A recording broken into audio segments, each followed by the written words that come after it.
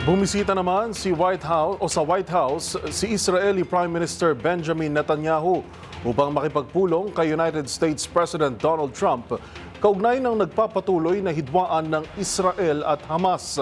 At isa nga sa naging punto ay ang paninindigan ni Trump sa pagkuha ng kontrol sa Gaza, Palestine at ang pagsuporta sa muling pagbangon ng rehiyon. Yan at iba pang mga napapanahong balita mula sa iba't ibang panig ng mundo sa Global Headlines Report ni James Galange.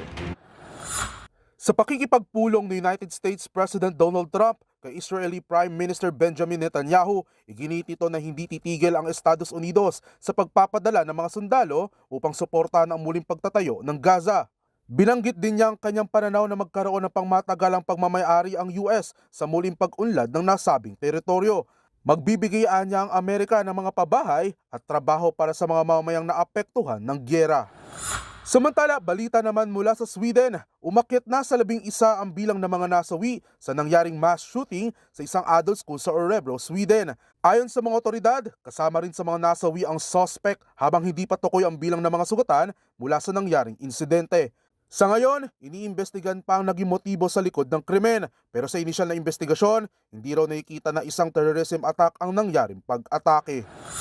Sa iba pang balita, dali-dali namang inilibing ang nasa 2,000 bangkay ng mga biktima sa nangyaring kaguluhan noong nakaraang linggo sa Goma, Eastern Congo.